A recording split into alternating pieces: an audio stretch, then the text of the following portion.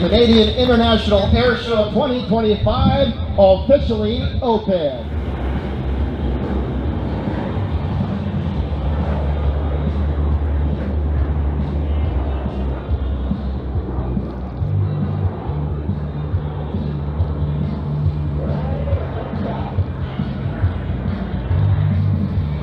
Is that stinger in the back.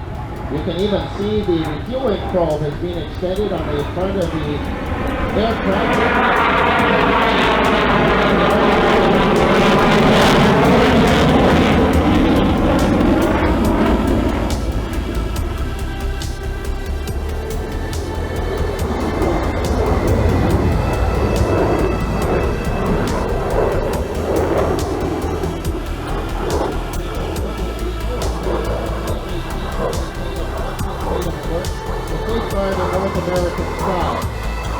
Back in 2014, the CF-18 began patrolling the skies over Lithuania, Iceland, and Romania alongside our NATO partners to ensure security in the region in support of Operation Reassurance.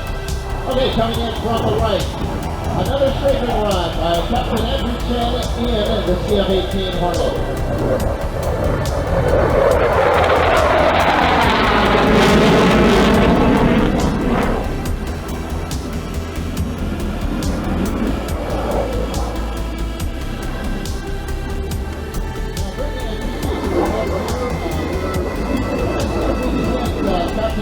On the microphone here live from the cockpit. You want to give them a call there?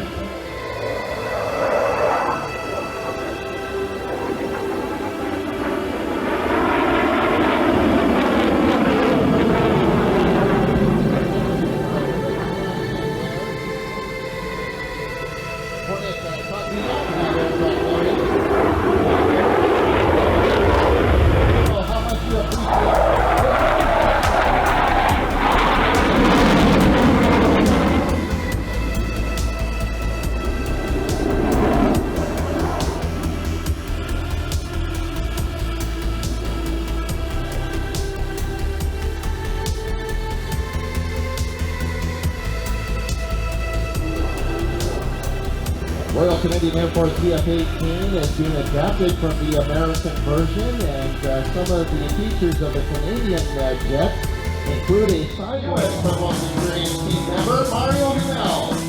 He started flying air shows in 1994 with the Snowbirds, and then served with the Northern Lights Aerobatic team. Watch now to come in from the left.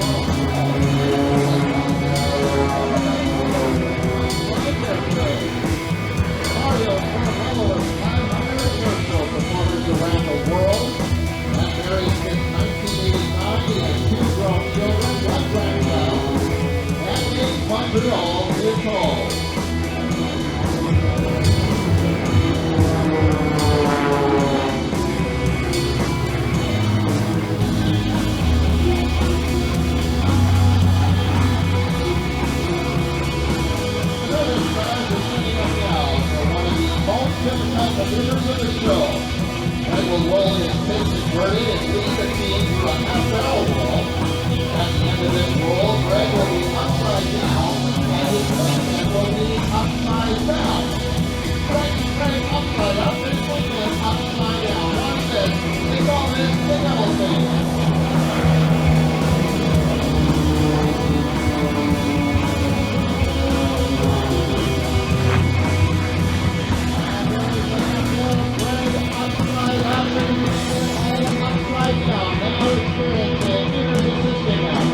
Here's Greg upside down as Todd and Martha roll.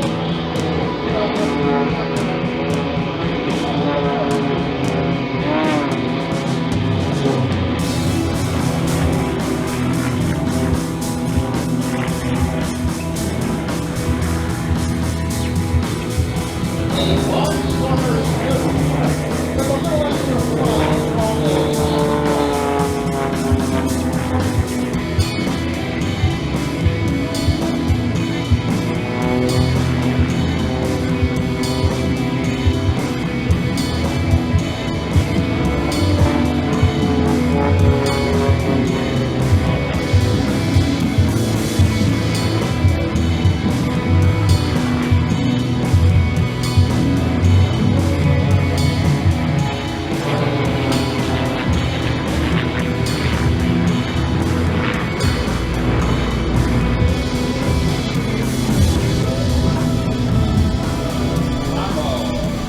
formation barrel roll, followed by a rip formation.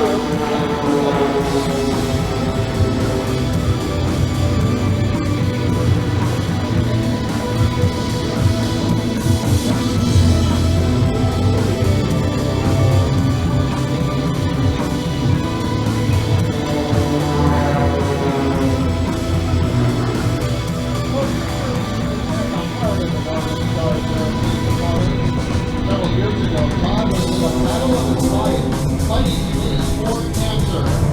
He got slow roll.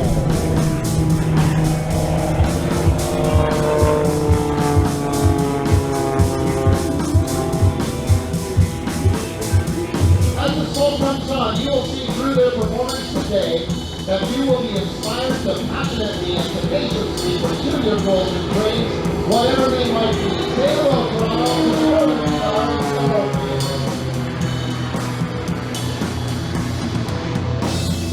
All three Northern Stars are Royal Canadian Air Forces veterans and have amassed over 13 or 19,000 hours of combined flight training.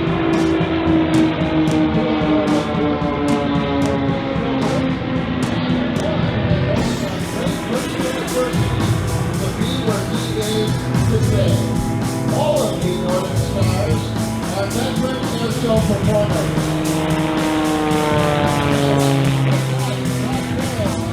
Away from the formation, the force has beautiful half-cubic turnaround, straight up into the sky and fall a 360-degree roll on the upline. He's going to go as far as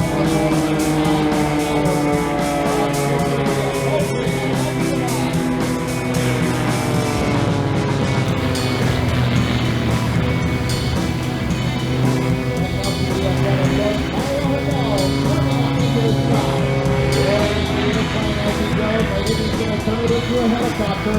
As right about here, the torque of the engine starts to spin the airplane, shifting it in reverse, that is, and they set up for the downward bomb roll first and no second.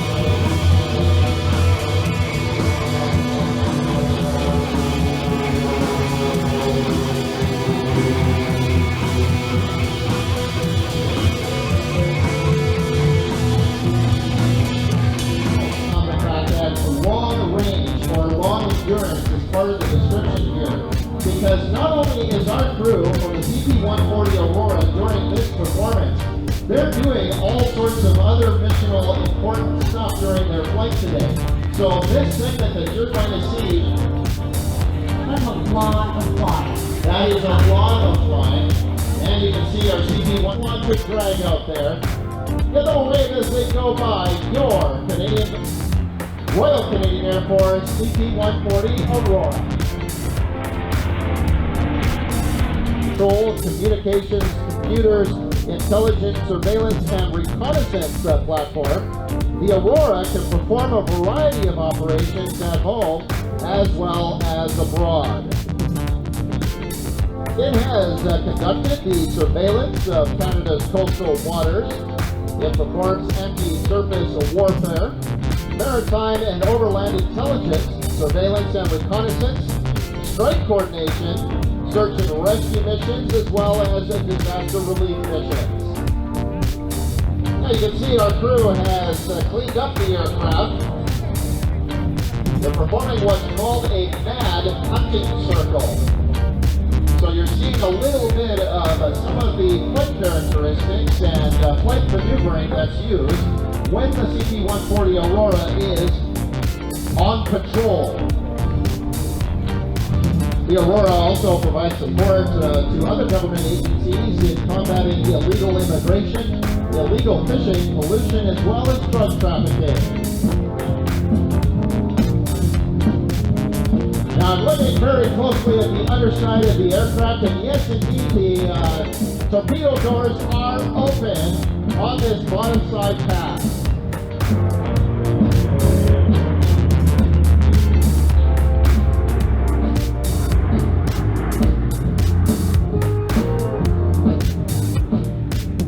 CP-140 Aurora is actually nearing at the very end of its operational service to the Royal Canadian Air Force. Very shortly now, and when I say very shortly, within the next number of years, we're going to be seeing the Aurora being replaced by the P-8 Poseidon. Basically based off of the Boeing 737 commercial airliner. But during its life, the 140 Aurora also went through a number of upgrades.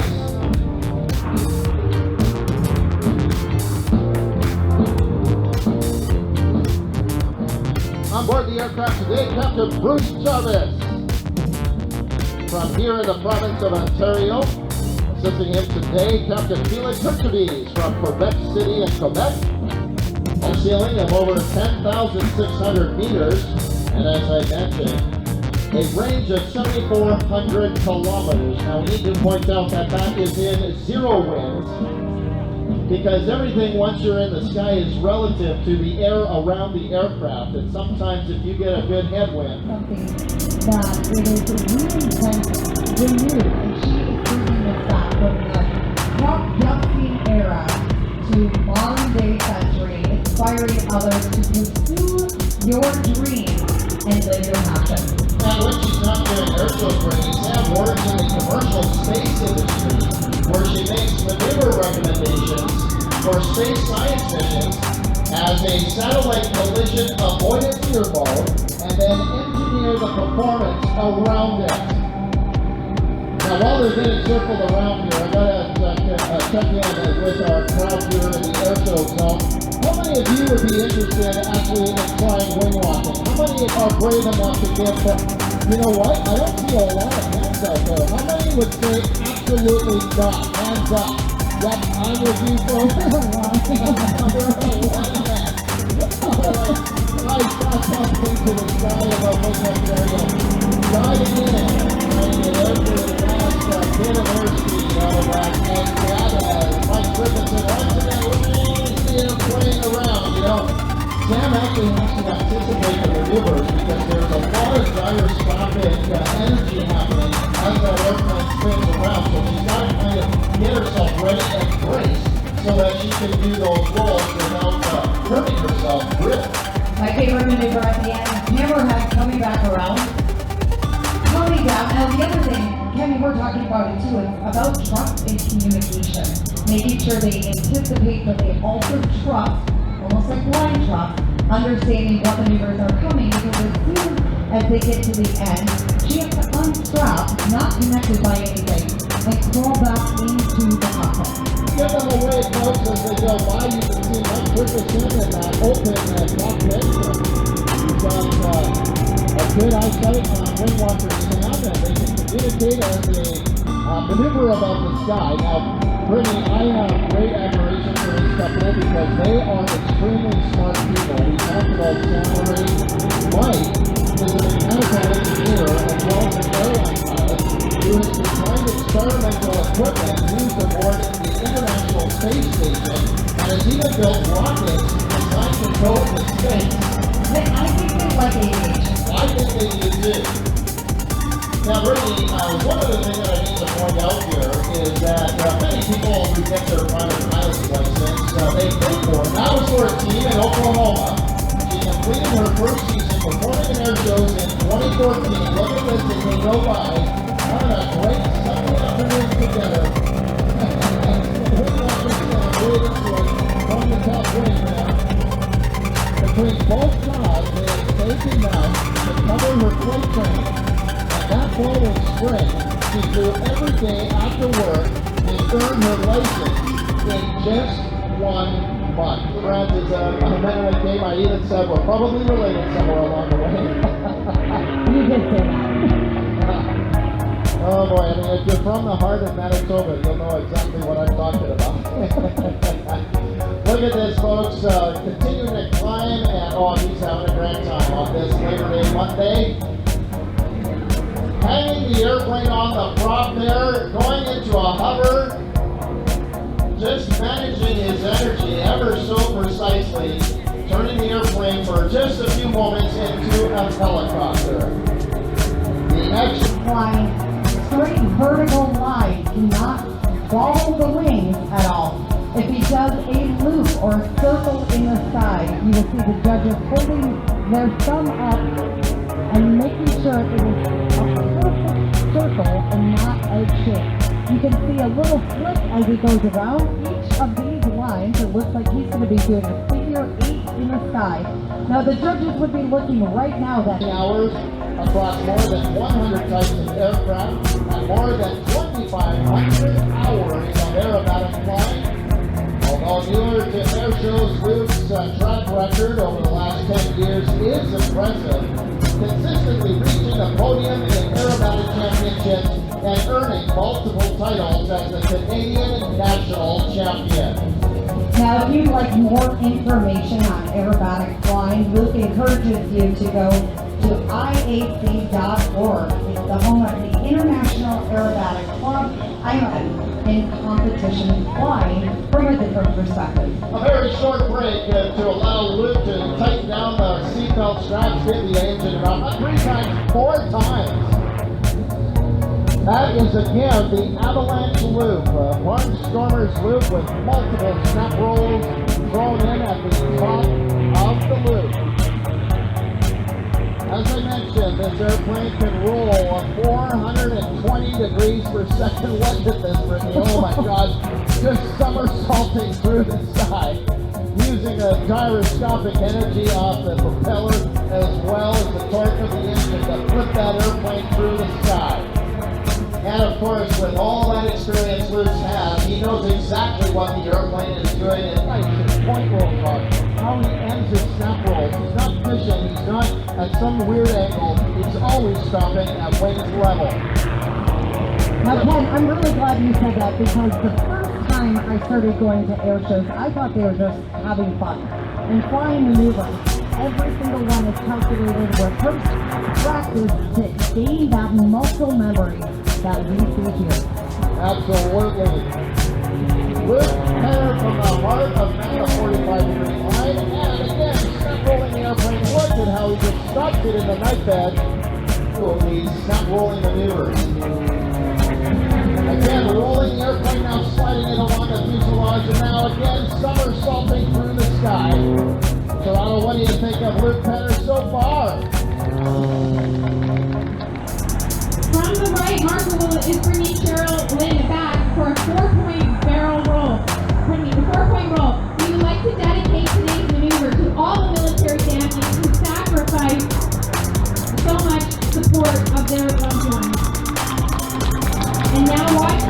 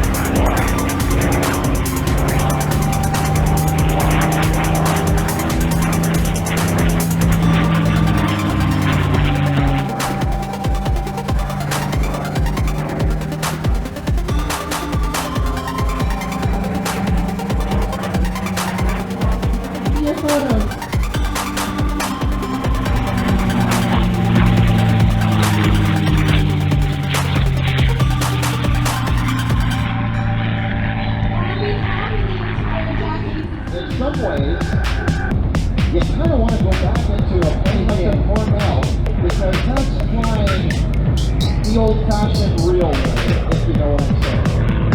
It really is. The great thing is to see living legends really doing what they were able to do.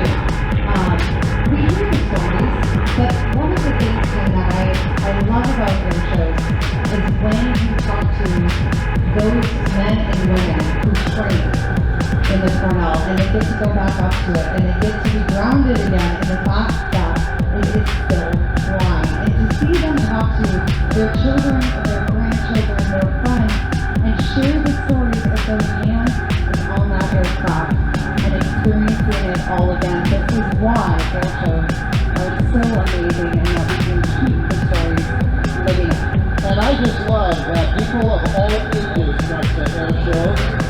It's really great to see the young, the old, the in-between, and not only celebrating aviation, but also as an opportunity to engage as a community, to come together and experience something special. I think that's one of the things that we see coming back to AirShows year after year, just the sense of intent of bringing people in. You know, to young people, 100 years seems like a long time.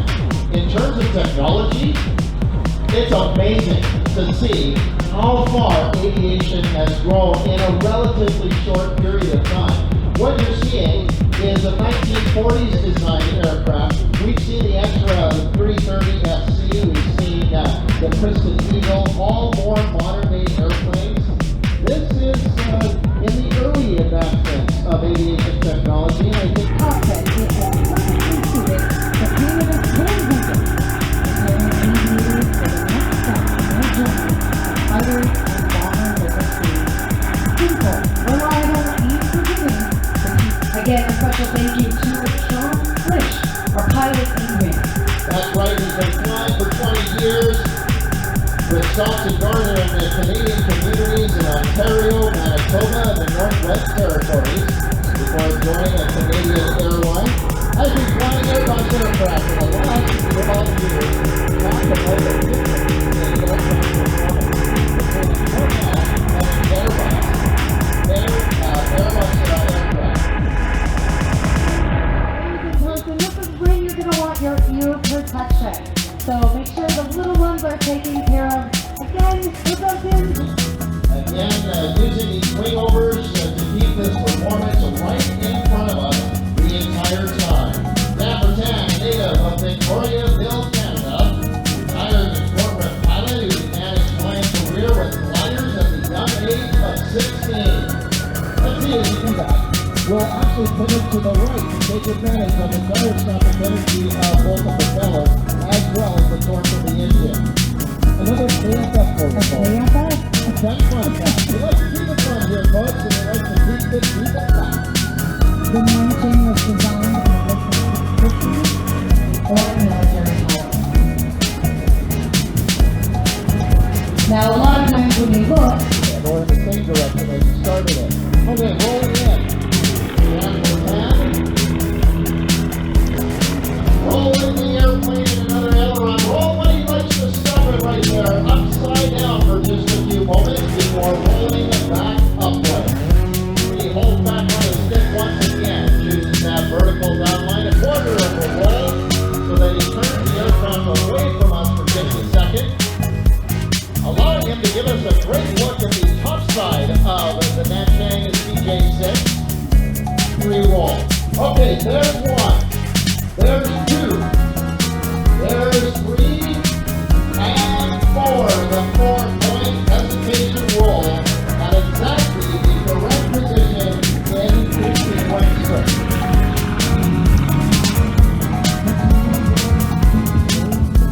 Now, Brittany, did you talk about some of the unique things about this particular airframe that we're looking at? well, I said that it's often mistaken for a Yak-18, and there's different things about it. For example, the tricycle landing gear is giving it more sleeker look, but there is something else unique about it. There is something unique. This is actually two Nanchangs smushed together to create this monster. Nanchang. Now, one of my favorites.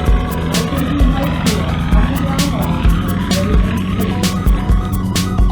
Just time, and they might do it on the way back. He gives us a wing run. Now, it's my favorite maneuver because it's really where it gets raised to us because we can't talk to it. I'm sorry to say it, but I was laughing just a little bit there because you too have been fooled by Banco Panda. Because he did the wing run yesterday, and then he decided just to do a high-speed pass, which is also cool. It's really cool, but I'm going to see if we can bring it back. So we're going to look down to the right and see if we can get the Nanchang wing run. There we go! Rocking his wings, give him away. Ladies and gentlemen, a round of applause for Dan Fortin. I got the wing rock. You got the wing rock. We love that, and I was also impressed by that. First line, an aircraft building working as a millwright in steel companies is now working full time, and we're so excited about this flying airshow and teaching aerobatics. Absolutely, we just about weren't able to catch Trevor Rafferty at this year's airshow. His usual mount, the Pitts Model 12, had a mechanical issue and he was not able to fly that aircraft. He's got good friends in the industry, and this time, who he has flown before. Was flown with him so that he could be here in the CF-18 2025. Look at this. Taking that 45-degree downline, stopping once, then twice back to that right, that is the afternoon turnaround. I think he's going to go through the second half. No, he's going to go straight on up into the sky, using that airspeed that he got out of the afternoon turnaround just before he runs out of airspeed. Another beautifully executed hammerhead turnaround with a snap and a lap on the down line. Trevor Rafferty into the Bristol Eagle 2. Again, the airplane is designed to compete against the Tip Special and was designed by Frank Christensen, originally of Salt Lake City. This is actually a home-built aircraft. That's right, folks. You can build this in your garage, in your kitchen, in your hangar.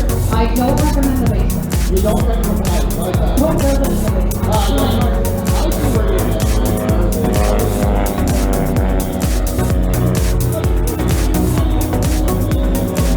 I get your point there, Bernie. Okay, you can go and turn around. You were invented in World War I.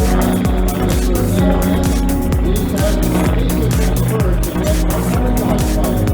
Now we're demonstrating the full capability of the 200 horsepower high-flying engine in that Bristol Eagle. And Trevor now rolls that airplane and uses a couple of those flat for battery.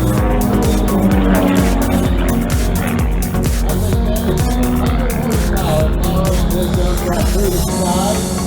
Gives it a maximum speed of 184 miles per hour. And because we're working in the deep critical time period of our airshow, you can see that we does not want to cross that butterfly line so that our commercial operators can continue working at the Willie Bishop Airport. And our starter crew did not really mention this earlier in the show program that Luke Penner was flying. He was flying the F-330 SC, which is an unlimited aerobatic machine. This is a machine more conducive to basic, intermediate, and perhaps even advanced aerobatics. And as we're seeing, it's still a true performer. And at the hands of Trevor Rafferty, he's able to put this airplane, I should say, down the show line. He's got that stick deflected all the way to the left there. That's the maximum roll rate of the Eagle 2. Now, watching this view, you can see that it maintains the altitude. The entire time, which is not easy to do as you are rolling. The dynamics are shifting. Sometimes you'll see an aircraft that is 100 or even a little lower. You can see very well. That's exactly what Moses was looking for. He was a little bit of altitude.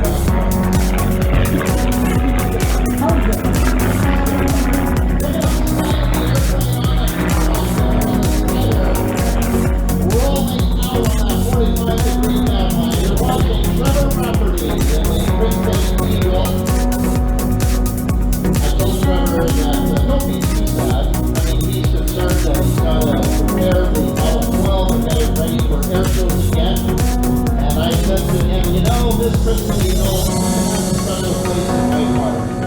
The original single-seat version had a much powerful engine, much more powerful engine than the 360 horsepower engine, a single-seat aircraft. And it was the main platform of the Eagle aerobatic team, flown by Chief Susie.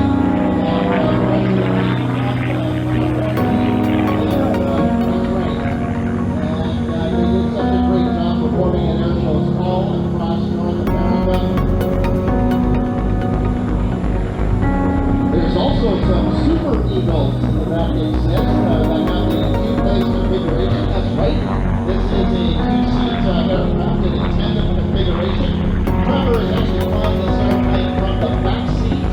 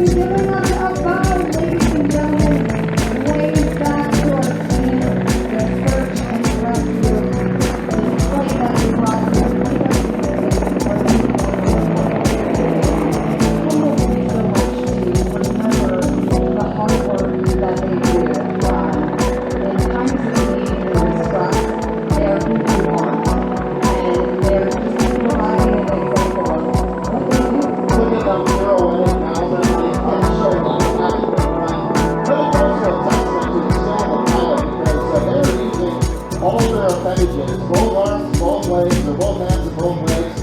One on the stick to control pick, one to control dog. There's a lot going on. I said this yesterday, and I think there's some truth to it.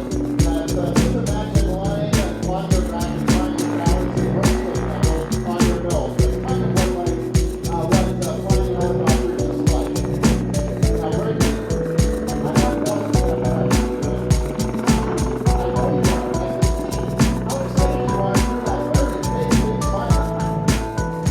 You want to know how big that motor is? Yeah, 14 meters. Sorry, 2 meters. That's up at a maximum speed 260 kilometers an hour and a range of 656 kilometers. Now that number is a little misleading because I always like to point out that it all depends on what kind of headwinds you're dealing with. Now, ladies and gentlemen, I believe this is the last half. Please give them a big round of applause. What a great way to celebrate 75 years.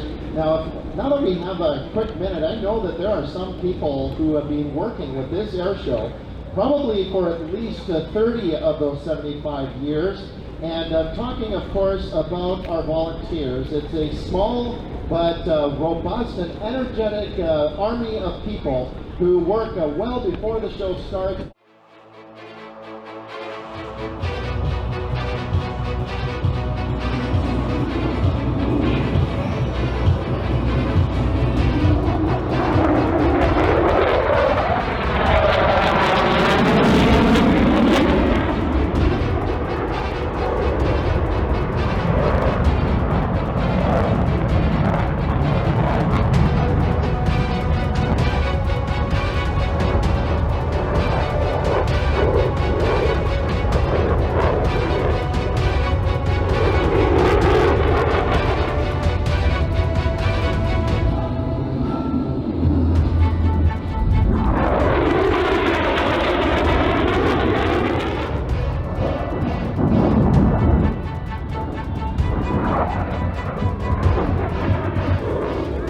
Ladies and gentlemen, from the right, our favorite, the tactical pitch.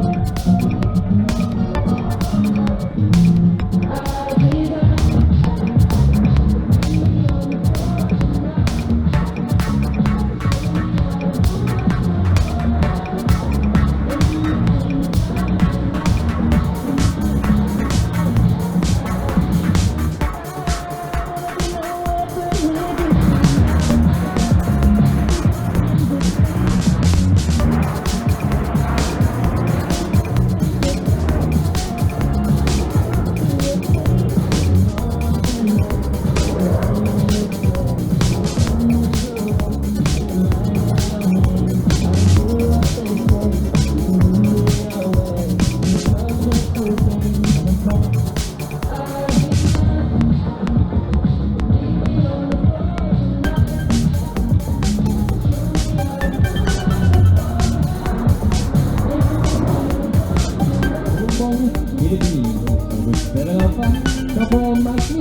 Paris, Ontario. Number 3 of Masters of World Distance Candidates from Mississauga, Ontario. Number 9 of for Extended from Czech Quebec. Number 10 of for Eric Henry from Belleville, Ontario. Number 11 of for Justin Train from Kingston, Ontario. Ocean Flight Tech from Matthew Godreau from Saguenay, Quebec, and Aviator Jeffrey Castillo from Winnipeg, Manitoba. Finally, our emergency drivers of Isabelle Gervais de Montréal, Québec. Let's give them a big round of applause. Applaudissements à bien fort.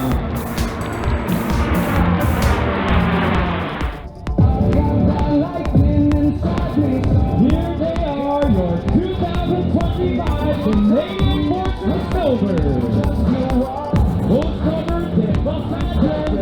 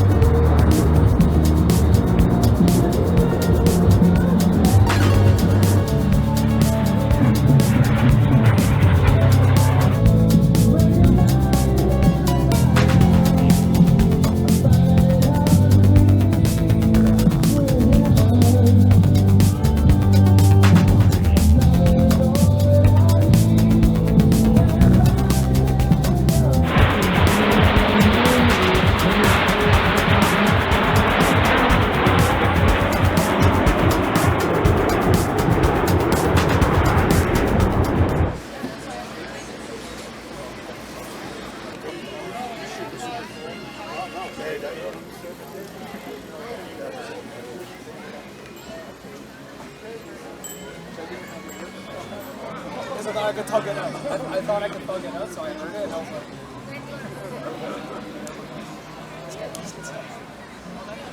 Yeah, slap it, be aggressive. There you go. It's 317? What is it? 317? C3. C3. 317 is good, right? Triple.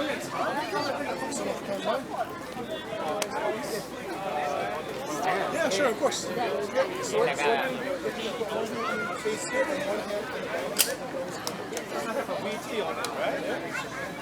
Oh, it's heavy. It's heavy. How you manage for 5-second reload?